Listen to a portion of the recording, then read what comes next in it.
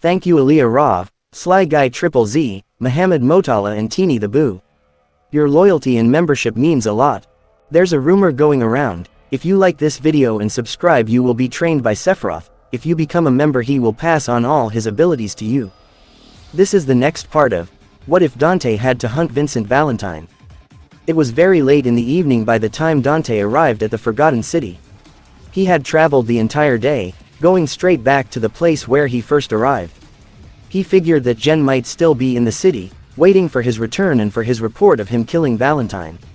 It was too bad that he was going to sorely disappoint her. When he arrived, he immediately tensed up, as if waiting for a fight to break out. The city seemed so much darker and forbidding than the last time he was there. He could sense something in the air that was clearly not good. And he did not like it at all. There just was something that didn't seem right. Something had changed here and he wasn't exactly sure what it was. Dante frowned before he walked down the pearl-colored path, heading back to the lake. His eyes carefully looking around as he walked up to the seashell house by the water. He couldn't shake the feeling that something had dreadfully gone wrong. And he did not like it at all. He muttered to himself. Then he went into the house, to see if Jen was probably there. "Jen, you here?" he called, his icy blue eyes carefully looking around as he moved. But as soon as he reached the top of the spiraling house, he realized something. There was an unusual path that led straight down right through the middle of the house. Some kind of underground pathway. That wasn't there before, Dante said to himself before starting to follow the path. The path he was walking on was a strange, blue and transparent one. It sparkled like ice or crystals. And it even spiraled around like large stairs. Dante shook his head as he continued to follow the path before pausing as soon as he entered some kind of large underground chamber. He couldn't help but marvel at the size of the chamber. It was enormous. At the bottom of the path, there was some kind of pavilions.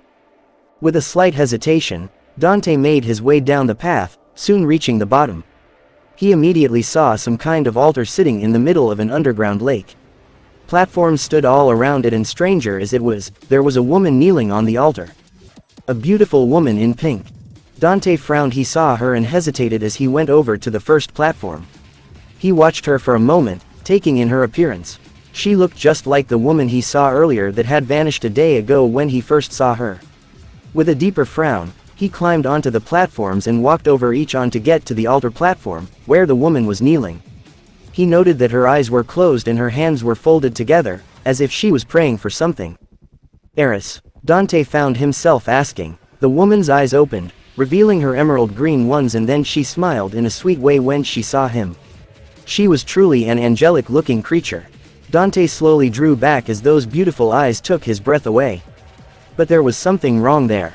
Wasn't Eris the flower girl dead? "Dante, get away from her!" He heard a sudden shout from all around him. Dante jumped into an alert stance, his hand on his sword, and his eyes searched for whoever spoke to him. But the trap was sprung.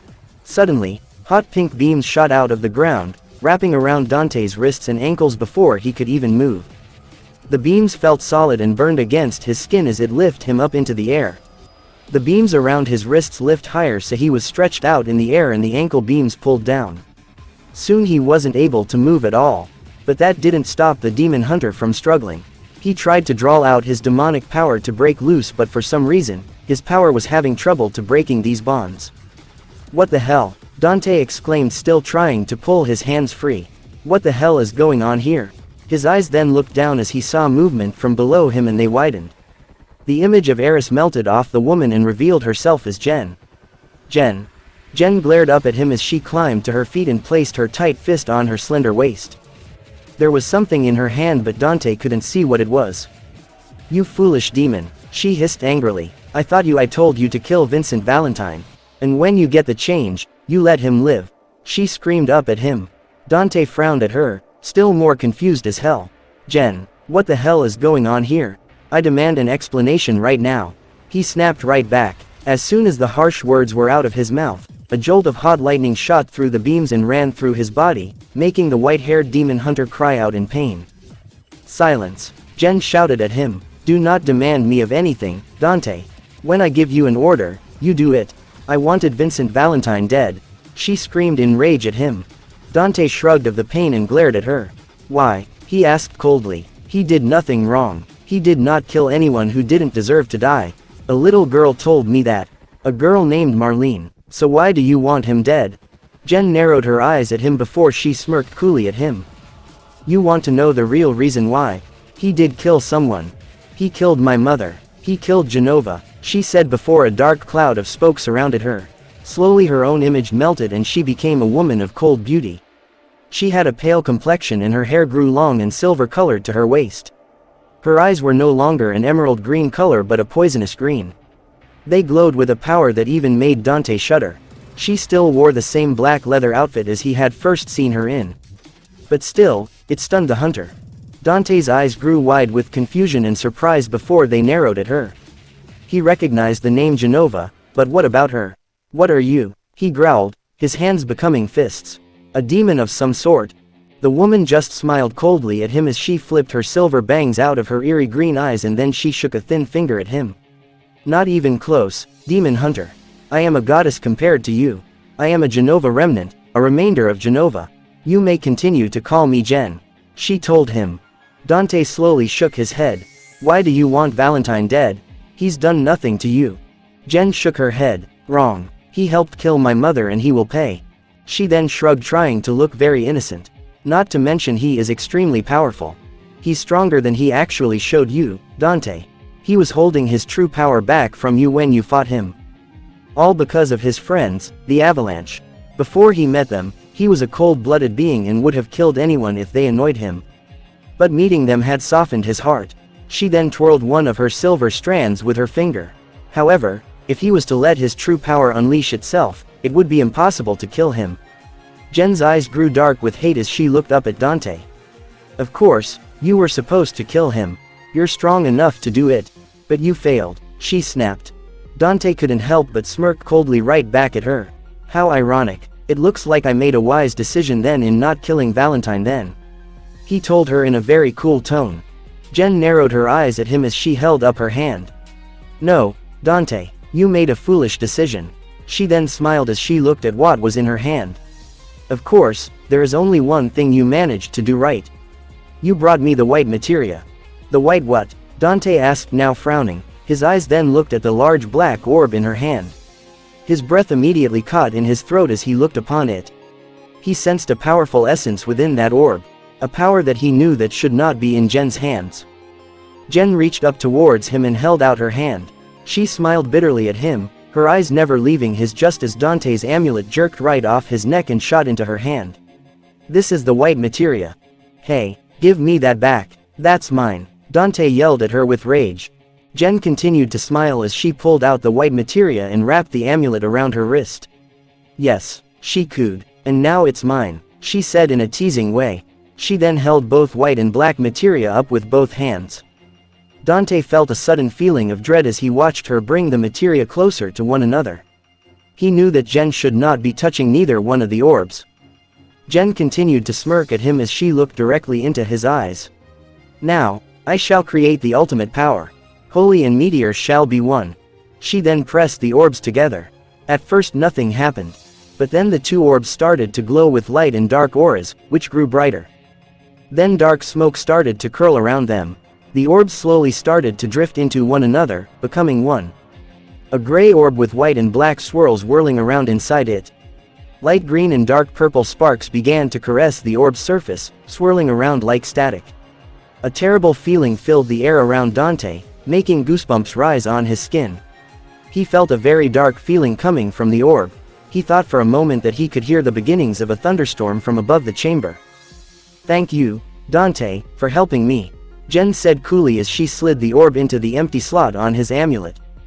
She then looked up at him smiling. Now I will give you a choice. Join me as my ally and help me destroy those pathetic fools of Avalanche or die, she said as the beams of hot pink brought him closer to her. She gently touched his chest with her slender hand, running a finger over his heart. You are a powerful and handsome fighter, Dante. There's no need for us to be enemies. I will be queen of this planet as soon as I'm done killing Avalanche. But as it is, a queen needs a king. So, what is your decision? Dante glared at her before he leaned closer, his eyes narrowing at her. When I get loose, Jen, I'm going to kill you slowly and painfully. You will not touch those people as long as I live.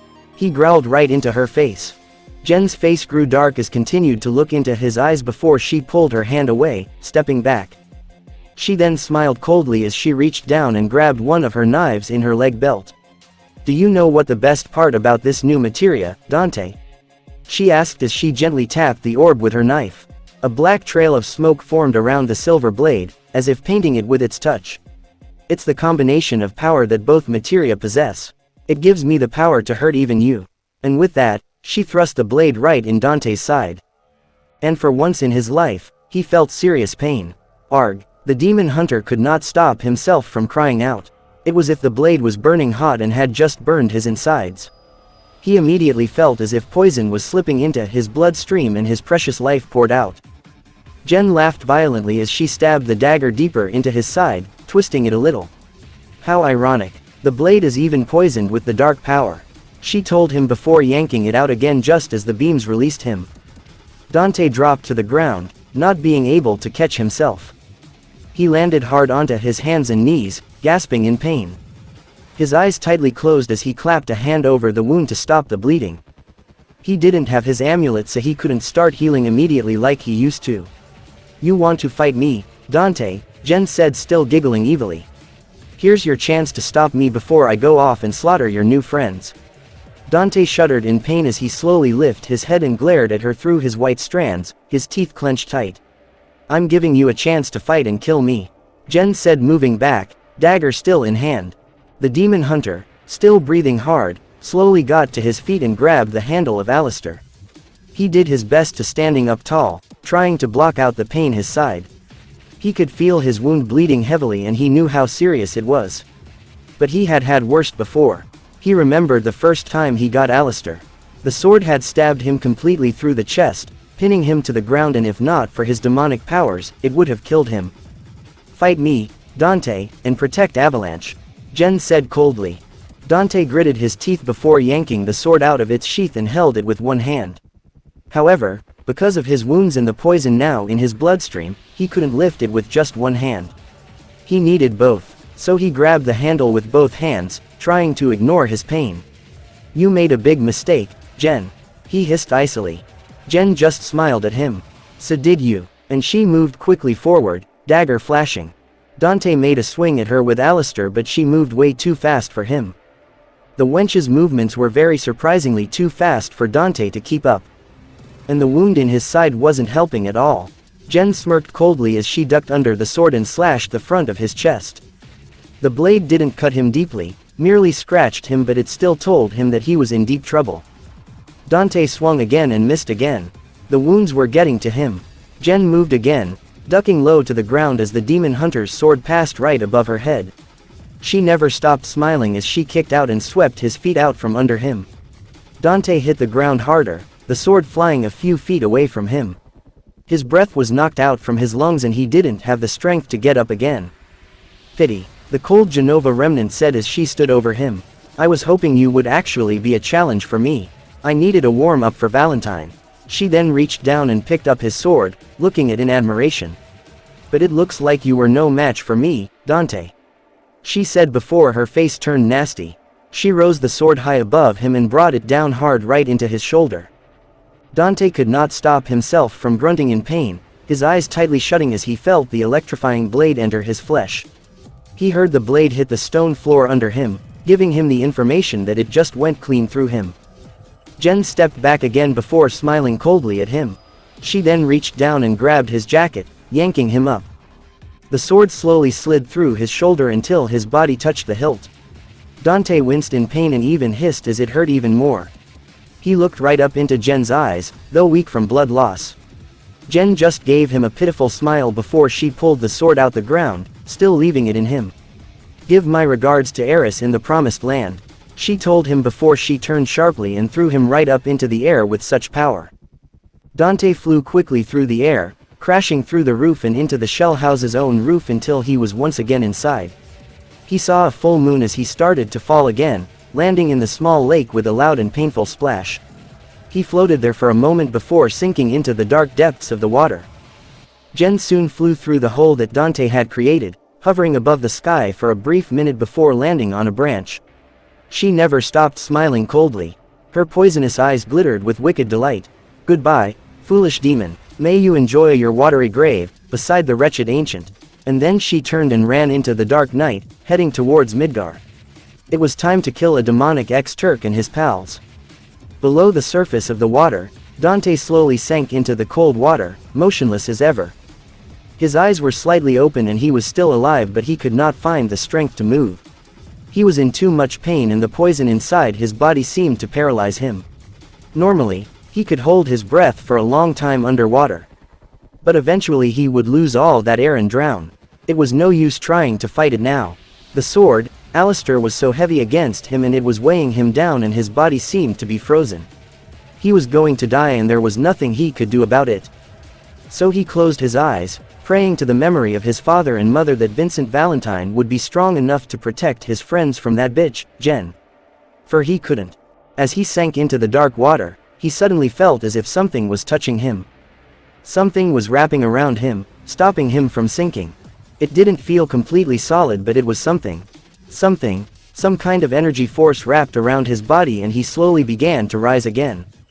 Dante continued to rise with the help of whatever owned this energy force before breaking surface. He gasped for air and expected to get a mouthful of water again as he would sink, but something was keeping him from doing so. He frowned weakly as he felt something carry him to shore. He felt his back touch the sandy beach of the lake and he lay there, eyes partly closed. He still felt his wounds bleeding and knew that it needed to be taken care of immediately. But either way, by drowning or bleeding to death, he was going to die. He closed his eyes to welcome the swift wings of death. "I have failed," he muttered before he turned his head, ready to die. But death did not come on its swift, black wings to claim his life. It did not come to pull him into the gates of hell or to bargain for his life and for revenge. Instead, a wet slobbery tongue ran across his cheek. Dante pulled a face as his eyes fluttered open and he looked up at what had just liked him. He expected to see a monster there, licking its chops and readying itself for a meal, but instead, he saw a large gray wolf. It was standing above him, looking into his icy blue eyes with gentle sapphire blue ones. Dante stared up at it with heavy-lidded eyes, then he closed them to ignore the wolf. But then he felt Alistair slowly being removed from his shoulder, and it made him gasp in pain as the sharp blade was removed. He tried to swat at whoever was pulling it. "Easy, easy, I'm just trying to help," he heard a strong and kind voice. Dante opened his eyes again, shuddering in pain once Alistair had been removed from his shoulder, and he saw a man slowly bend down next to him. And the wolf was nowhere to be seen.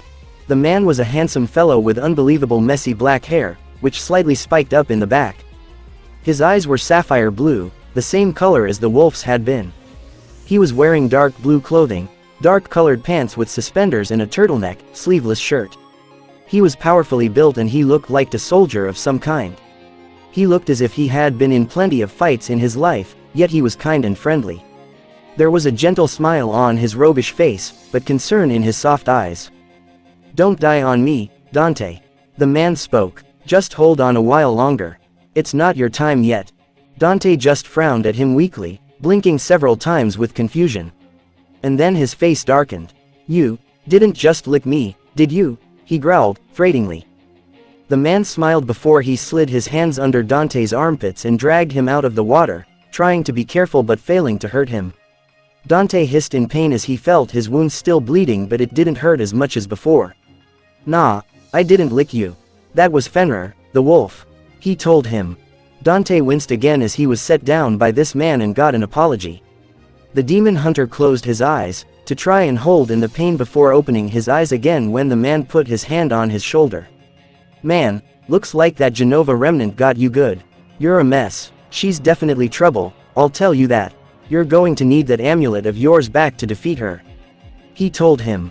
"Who are you?" the demon hunter asked, feeling as if he was starting to fade. The man shook his head as he gave Dante a soft look as if he was a brother who was trying to comfort him. "I'm a friend, Dante. And I'm here to help you. As long as you'll let me." His eyes looked at the gashes in his side and shoulder. "We're going to need to heal those immediately, and get rid of that poison she gave you. You'll die if we don't."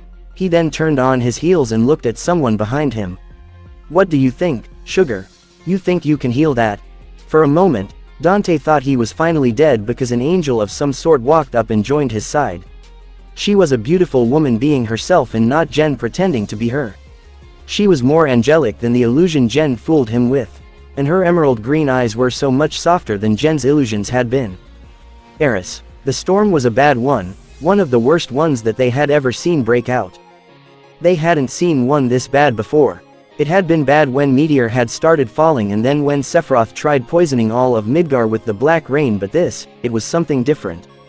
The wind was blowing at nearly 150 miles per hour, maybe more. Whatever wasn't really that heavy just got blown across the street or against houses. The rain had started out as a drizzle and then became a pounding waterfall, flooding the streets. The black clouds had rolled in from the north, full of lightning and thunder. The heavy raindrops fell like someone had broke a dam. It was a bad storm. The entire group of Avalanche were in the seventh heaven, talking about what they had learned from Dante or just staring out at the raging storm. Tifa was sitting next to the window, her eyes full of worry. Marlene and Denzel were in their night clothes, also staring out at the scary storm. Both looking a little worried. Marlene had told Denzel what happened when he woke up and who had saved his life. Denzel was a little disappointed that he didn't get to see this Dante savagely kill the monster that nearly killed him. It looks real bad out there. Tifa stated the obvious. Cloud looked up from Barrett and shook his head. It's okay, Tifa, it'll blow over. It's just a storm, he told her. Tifa looked over her shoulder at him but then looked back out the window. No, Cloud, it's not the storm that has me worried. She slowly shook her head. It's just, Dante is out there in that storm. I just hope he's okay. Marlene looked up at her, looking just as worried but then took her hand. Dante will be okay, Tifa. I'm sure of it, she told her. Tifa smiled at her then gently brushed her bangs out of her soft brown eyes. Vincent also was staring out at the storm. He didn't like it more than Tifa did. Normally, he wouldn't really worry too much about someone who tried to kill him. But he knew that Dante still had a little bit of information for him and he was the only connection to this strange woman, Jen. Who could have known that he failed to protect Lucretia other than himself, Hojo and Gast? No one outside of Avalanche even knew about her. Not even Rufus Shinra. They hadn't even told him about some of the things they did on their journey to stopping Sephiroth 2 years ago. There must have been something he missed. Something or someone. And who was this Jen? What connection did she have with Lucretia, anyway? Could it have been someone that had been infected by Genova? Vincent wasn't sure what to think of this whole ordeal. He hated it when he got confused like he was feeling. He was tempted to go to Lucretia's cave and see if she was there, though every time he did go, she wouldn't be. She had vanished around the same time Sephiroth did when Cloud killed him. Vincent had not seen her ever again after that, so it was possible that she finally passed on and went to join everyone in the livestream. Man, it is bad out there. Barrett's gruff voice broke into his thoughts. Look at that. Vincent blinked and watched a large trash can rolling across the street. He frowned as he watched it then slowly shook his head. Something's not right, he suddenly spoke. Everyone looked at him with surprise and saw how dark his eyes had gotten. Tifa gently set Marlene to the side and stood up. Vincent, what's wrong? She asked. Vincent tilted his head to look at her before he dropped his arms to his sides. This storm is the worst storm we've had in ages. He told her and to everyone. I'm going to go find Dante. He shouldn't be out there in that weather. Cloud frowned, as did the others before he stood and moved closer. Something's wrong, isn't it? I can feel it too. He looked around. I think something might have happened to Dante. I'm going to go with you, Vincent. I want some more answers just like you do. He told him. Vincent just lazily shrugged as he turned towards the door. Do as you want, he said quietly before starting towards it. Barrett nodded as he also stood. Yeah, I think I'll come too.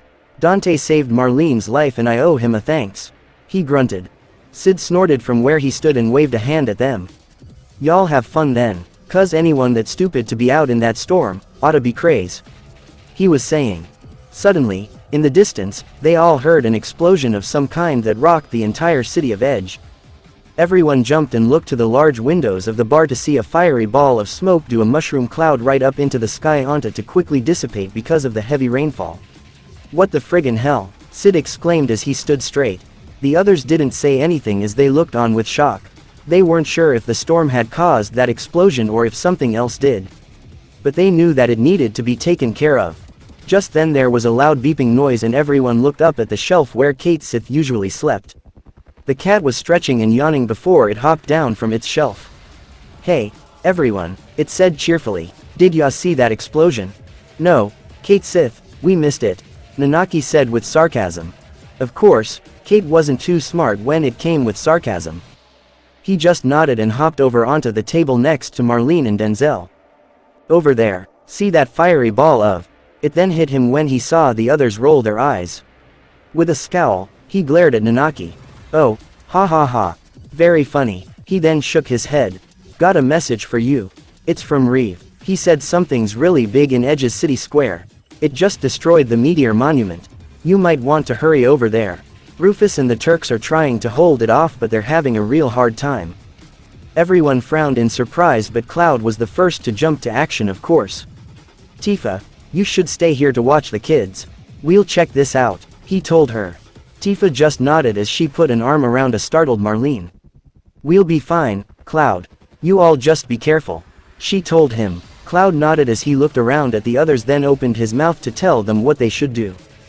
But before the words could even leave his mouth, something crashed right into the window, making all drop down to the ground and cover their heads from the glass and debris.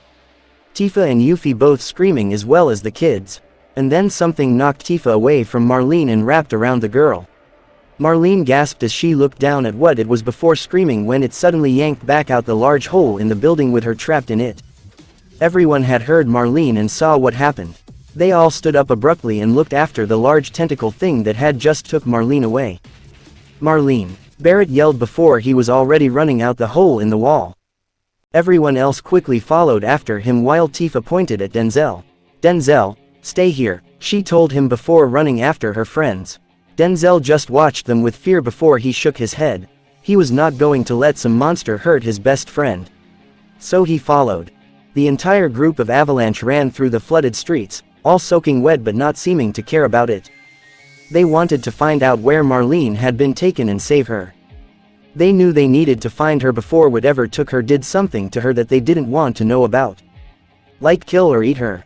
They came up to the city square quickly and found that Rufus Shinra and the Turks were indeed fighting something very big and slimy look. Though, most of its body was still hiding underground. At least 10 large tentacles were wavering in the air, sticking out of the ground. They had arrived just in time to watch Reno get knocked off his feet by one of the tentacles and crash heavily on the ground. "Shinra," Cloud called to him. Rufus was slamming another slug into his shotgun when he heard his rival. He turned sharply to see the group of friends running up and relief seemed to settling in his features. "Cloud, it's about time you showed up," he yelled at them. "We've been needing backup for about 10 minutes now." Cloud rushed over to Rufus and shoved him to the side as a tentacle tried to hit him.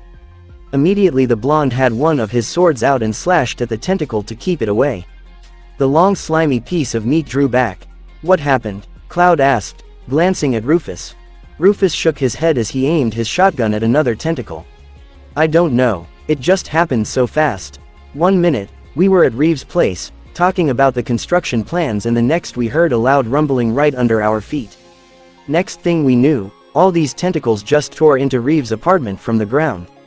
We were lucky it didn't kill us," he yelled at him, "but whatever it is, it's right under us and it is big." Avalanche all nodded as they immediately got into fighting positions. Barrett rushed over and grabbed Rufus's shoulder. "Have you seen Marlene?" he yelled. Rufus frowned but shook his head. Sang pointed upward. "She's up there somewhere. We saw the tentacle fly off and then come back with someone screaming." Barrett swore and began to look for her in anguish. "Marlene, Marlene, where are you?" he cried, large fat tears in his eyes. "Papa." Every head turned sharply and they looked up at a skeleton of slowly rising building. It was almost too hard to see them but they could see a figure high above their heads. It was a woman holding Marlene tightly by the arm. It only stunned them even more when they noticed that it was someone who looked just like Eris, only she wore all black. "It can't be," Tifa gasped, covering her mouth. Cloud and Barrett both stepped forward with alarm and looked like they were going to rush forward to help Marlene. But the woman reacted by pushing to the edge of the building, who was struggling to get back. It was no doubt that the girl was crying fear. "Careful, Avalanche, you wouldn't want this pretty little child to have a nasty fall, now would you?" The woman called down to them. so no one moved. Tifa dropped her hands, shivering in fear and cold. "Who are you? Please don't hurt Marlene. Just let her go," she called. The woman smiled coldly down at them as she pushed a wet strand of brown hair out of her emerald green eyes. "No, I don't think I will. You see, she's a child who decided to tell my demon hunter that my enemy was not evil, and now I'm going to punish her for ruining my plans by opening her foolish mouth," she said coldly. Vincent gritted his teeth as he looked up at her. "You're Jen," he yelled up at her. The woman, Jen, no doubt, smiled coldly before a dark aura slowly swirled around her and her image of Eris melted away, revealing her true self. I am Jen, remnant of Genova. And you will die, Vincent Valentine, as will you all." The news alarmed everyone hearing on who and what she was. They had not expected that there was another remnant lying around. Cloud moved forward another step, trying to throw his blonde bangs out of his eyes. "You're Jen, the one that hired Dante." "The very one," Jen told them. Vincent narrowed his eyes as he looked around. He certainly didn't see a flash of red or even see Dante around at all. He wondered where the demon hunter was. But then there was the fact that Jen said she was a remnant. "You said you're a remnant of Genova?" he called, locking eyes with the pale woman. Again, Jen nodded as she lifted her head higher as if proud. I am the last bit of Genova left on the planet," she told them. The others all glanced at one another with nods. Then they knew they had to destroy this last bit. Vincent, however, was still glancing around for Dante. "Where's Dante then? Didn't he find you yet?" he called to her. Jen smirked coldly down at the ex-Turk. "Yes, Dante found me all right, Valentine," she told him, "and he really pissed me off when he refused to kill you after what this rat told him. He failed to kill you and I punished him." She laughed when she saw a few shocked looks on the Avalanche's face. "Yes, Avalanche, the demon hunter is dead. Dante is gone." Marlene in her grip stared up at her dumbfounded and tears filled her eyes. The word dead was echoing in her ears. She slowly shook her head. "No," she whispered in pain. Below, Vincent stepped back with the others. They couldn't believe it. Dante was dead, but how could he have been beaten? He had been a powerful warrior. "You killed Dante," Cloud called. "How?" Jen touched the gray orb in Dante's amulet. "I have stolen his powers away from him and I used the powers of the white and black materia. Dante is now lifeless at the bottom at that worthless ancient's lake," she announced. Again, everyone was stunned by the news. They all were staring at the gray orb with disbelief. They just couldn't believe that it was the two materia combined together. But they didn't want to really find out. They could already tell that the new materia was dangerous. There was a dreadful feeling in the air. "What do you want, Jen?" Cloud asked, his hand now tightening on the handle of his sword. Jen smirked as she brought Marlene closer to her. "I, human scum, want to rule the planet, of course. Just like my mother and Sephiroth did. I will do exactly what they were trying to achieve and I will succeed. This planet belongs to me. And I will kill whoever gets in my way." Marlene finally cracked after letting the words of Dante's death roll around in her mind. She burst into tears before swinging her foot and kicking Jen hard in the leg. "You mean lady, you killed Dante. I hate you. Dante did nothing to you. And you killed him. He was my friend," she screamed up at the silver-haired woman. Jen cried out in pain and rage before she threw Marlene off the building onto the level below the one she was on. "You little bitch," she snapped in rage. That was the cue for Barrett to raise his gun arm and began firing heavily into the air at Jen. Vincent and Rufus quickly joined in while everyone scattered to attack the tentacles. However, Jen moved way too fast before the bullets hit her. She rose high into the sky with blazing enraged eyes glaring down at them. "You will all beg for mercy by the time I'm done with you," she said very coldly before she threw her arms out above her head. And the tentacles began their attacks on the group of Avalanche and the Shinra former employees. Everyone had to scatter as the tentacles began to whip at them, sending them moving everywhere. All had their weapons out and ready for them. The group of friends immediately started their attacks on this monster with many arms. Barrett looked at Vincent as he tried to blow holes into one tentacle. "Vincent, can you get up to Marlene? See if she's okay?" he yelled. Vincent turned to him but then nodded. He turned around and rushed for the building, jumping high over one tentacle and onto one of the girders. He began jumping level to level, trying to get to Marlene as fast as he could. He needed to see if she was okay. And just as he had her in his sight, right in front of him, he felt something slam into him, sending them both flying off the building again and crashing into another. Vincent hit the ground pretty hard but shook it off quickly as a blade came flying at him. He jumped to his feet and had his death penalty aimed at Jen as she faced off with him. "Jen," he spoke so coldly. Jen smirked at him as she held up her knife. "Chaos," she spoke slowly. "You are a threat to me and my plans. So I will kill you here and now." She then charged, swinging the blade. Vincent quickly moved back, now firing off his gun and trying to avoid getting slashed. His eyes blazing hot red as he tried his best to fighting her. In the next building, Marlene groaned as she tried to wake herself up. Her head was pounding with pain from the impact. She still had tears falling down her face from crying. She was in pain, emotionally and physically. She didn't want Dante to be dead. She wanted him right there and now, holding her hand and calling her, "Kiddo." Marlene. Marlene rolled over and looked to see Denzel climbing up onto the level, just as sopping wet as she was. He pulled himself to his feet and rushed over to her side. "Marlene, are you okay?" he asked. Marlene sat up with a jolt and threw her arms around her friend, crying again. "Denzel, Dante is dead, she killed him," she cried, her shoulders shaking. "That mean lady, Jen, killed my friend, Dante." Denzel wrapped his arms around her, trying his best to comfort her. "I'm sorry, Marlene," he told her gently. "I wish he was here." Marlene just nodded in agreement. Suddenly there was a loud crash from below them, making the entire skeleton of the building shaking. Marlene and Denzel quickly looked over the edge and down to see that one of the tentacles crashed into the frames, bending most of them.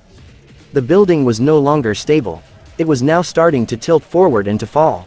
Both Marlene and Denzel cried out. They slipped on the wet metal, hitting the ground.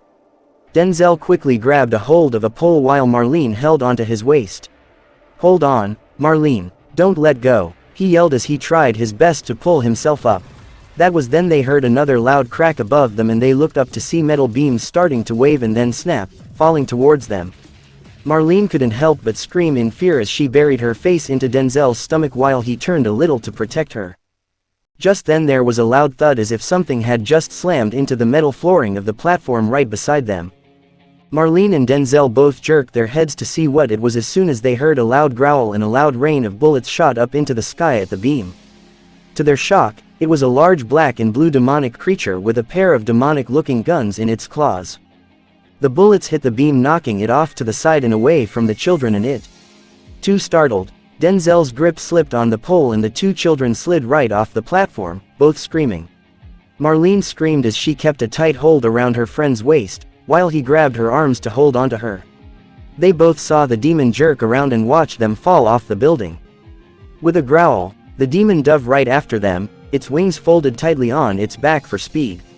As soon as it was close to the two children, it caught them in its arms and then it spread its wings out to catch the air. Immediately the three pulled up into the sky and was flying quickly over to the side. The demon held the two frightened children close to its wide, powerful chest as it flew onto a neighboring building, landing gently and releasing the children. As soon as it let go of them, Denzel pulled Marlene back, his arm around her in a protecting way. They drew back in fear as they looked into the cold blue eyes of the demon. "Saint, stay behind me, Marlene," Denzel spoke to her. Marlene slowly nodded as she did so. They both flinched when the demon reached for them with its clawed hands. Denzel and Marlene closed their eyes waiting for the demon to harm them, both whimpering in fear. But then a gentle hand touched both of their heads in a soft way. It didn't feel like claws anymore. They felt like human hands. So out of curiosity, they both opened their eyes to see who it was. And Marlene gasped with happiness before she threw herself into Dante's arms. "Dante, you're alive," she cried happily. "You came back." Dante held the girl with one arm but his face had softened. "Of course I came back," he told her. He then pulled away and looked her over. "Marlene, are you hurt?" Denzel, he asked, looked at the boy. Both children shook their heads. "No, we're okay, thanks, Dante," Denzel said. The demon hunter only nodded before he turned and went over to the side looking at the chaos that Jen had caused. His eyes darkened with hate as he saw her fighting Vincent, and doing quite the job in beating him. "She has made a mess of things and I was a fool to believing her," he growled. His hand shot up and he grabbed Alastair's handle, his foot lifting up to the ledge. "Dante, wait." Dante turned to look at Marlene, who was close to tears. He frowned and stepped down from the ledge, towards her. Again Marlene moved forward and hugged him. I thought you were dead. Jen told everyone that she killed you. She cried into his chest. She thinks I'm dead, Marlene. Dante told her gently. She did come very close to helping me but she failed. I'm here to clean up her mess and stop her. He then reached down and lifted her face. Hey, I made a promise, remember? I wasn't going to let her hurt you. Marlene smiled up at him through her tears. Yeah, she pulled away, letting him have space. What are you going to do? She asked, watching him walk back to the ledge. Dante stepped up onto the ledge and looked down at the monstrous tentacles waving around. For starters, I'm going to show Jen that she used the wrong demon as her pawn for her evil deeds. And to do that, I'm going to destroy her new pet. He growled dangerously before threw himself forward, flipping into the air and falling down. Both Marlene and Denzel ran over to the side to watch him. They saw Dante fall hard and fast, Alistair in his hand as he fell towards a tentacle that nearly had Cloud pinned to the wall. Moments before, Cloud was fighting a large tentacle, slashing it hard as he jumped high over it. But it moved just as quickly and slammed him into the building. It pressed him into the wall, while he tried his best to keeping it at bay with his swords. But slowly, his strength in his arms was starting to wane. Just then he saw something red flash right through the tentacle, landing hard on the ground as the sword sliced right through the tentacle. Below their feet, there was a loud screech of pain as the cut-up tentacle quickly retreated into the ground from where it came from. Cloud, on the other hand, pushing the remaining part of the tentacle away and looked to whoever helped him. He was seriously surprised to see Dante stand up straight and look right into his eyes. Hey, Cloud, nice to see you again, the demon hunter remarked.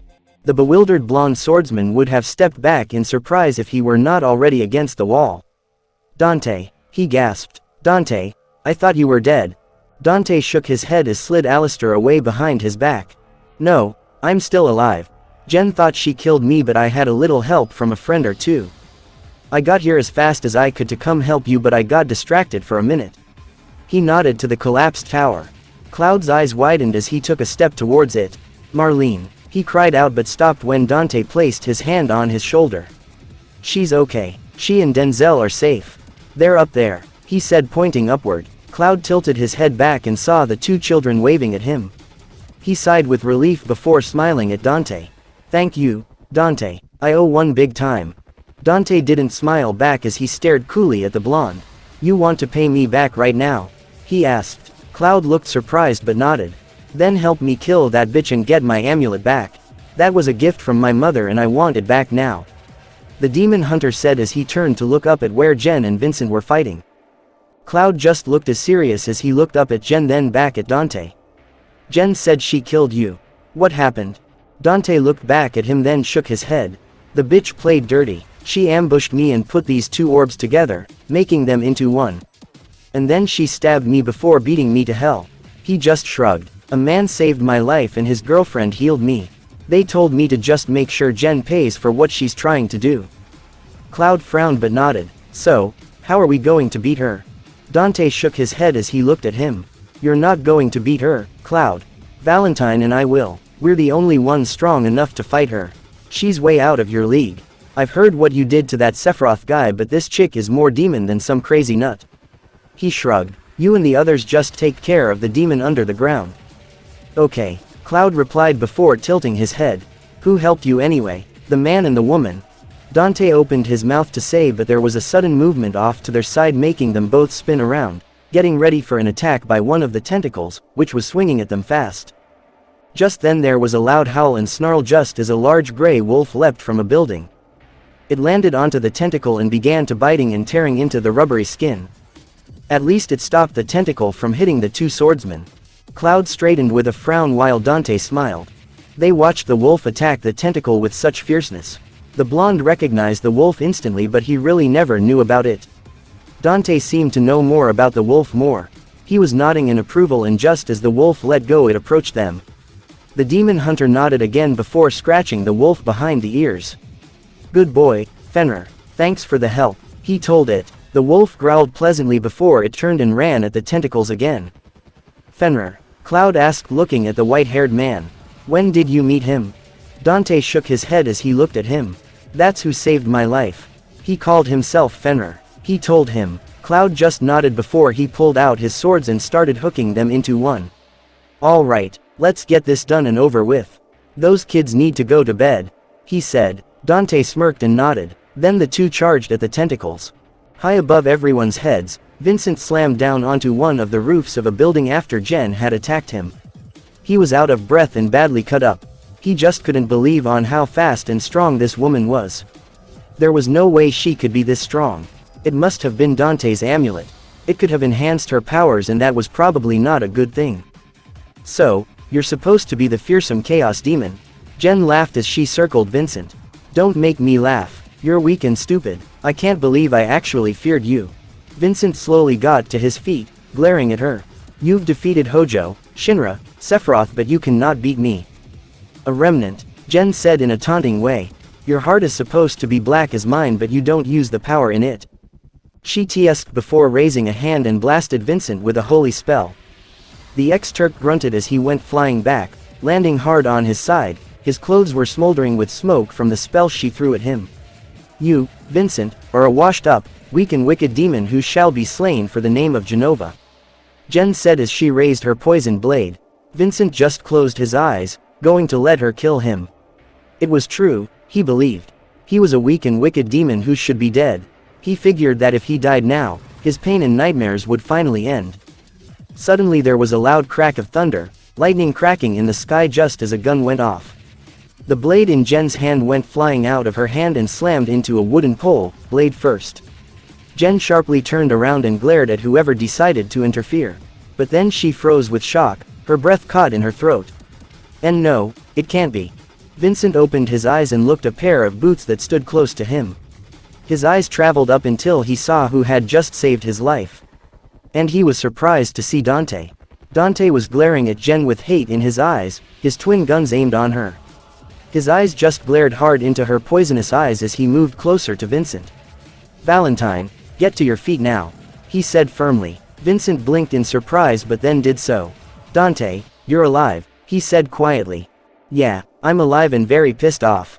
Dante growled as he continued to glare at Jen. It's time to die, Jen. You have pissed me off and that's not very smart. Jen glared right back. How are you still alive? I killed you, she screamed in rage. Dante narrowed his eyes dangerously at her, his gun still trained on her.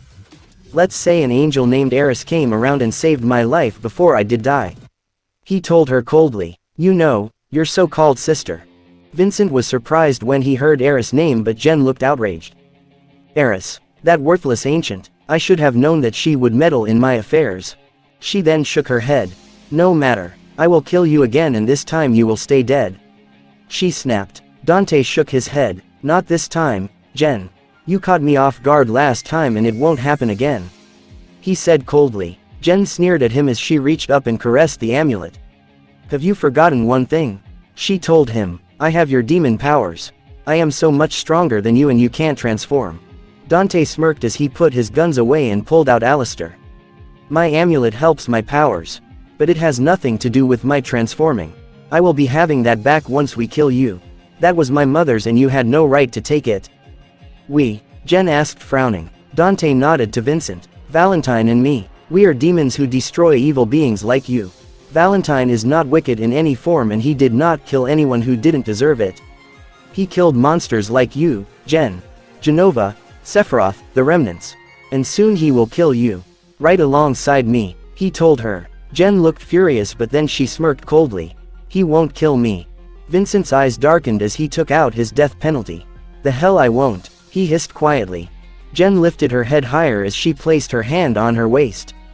No you won't, Vincent. She said smiling coldly. Do you even know who I am? Who I was? She only received questionable looks from both men in red. I was Lucretia Crescent, of course. Vincent stepped back in alarm but Dante continued to frown. He wasn't sure who that was but it was obvious that Vincent once knew she was talking about. He even looked 5 times paler than he already was. His blood-colored eyes was wide with shock and recognition. Lucretia, the ex-Turk whispered. Jen smirked as she pushed her long bangs out of her poisonous-colored eyes. That's right, Vincent. It is I, Lucretia, now a remnant of Genova. And you, She smirked even more coldly as she tilted her head almost innocently at him. You can't kill me. You won't kill me. Because you were in love with Lucretia Crescent, she told him. Vincent. Vincent looked at Dante, who was still glaring at Jen fiercely. He was surprised to see how hard the half-demon was looking at the moment before he turned that hard look onto him. That is not Lucretia Crescent. If she really is the woman you once loved, then she's dead. You don't seem the type that would fall in love with someone so cruel. Dante told him, ask yourself this, Valentine demon. Would Lucretia act this way? To you? Would she try to kill a little girl who kicked her? Would she try to destroy good people? He turned his icy stare back onto Jen, who looked outraged. I don't think so. If she is really like that, I'm sorry. But I'll have to kill your girlfriend for trying to hurt that little girl, Marlene. I don't like it when kids have to cry. There was a long silence before Vincent's face darkened and he moved towards Dante, looking very dark. Dante only glanced at him, his hand tightening on his sword, but then he noticed the cool smile on Jen's face. She truly believed that Vincent was going to defend her now that he thought she was Lucretia. But her eyes flashed with shock when the Valentine demon turned towards her, standing beside Dante with his death penalty trained on her. Vincent Valentine, she demanded. Genova, Vincent spoke in a dark tone. You are not Lucretia, so be silent with your lies. I've heard enough. Jen gave him a cool look as she just faced the two demons, her head slowly shaking. I am Lucretia, Vincent. Why would I lie to you? She asked, smirking coolly.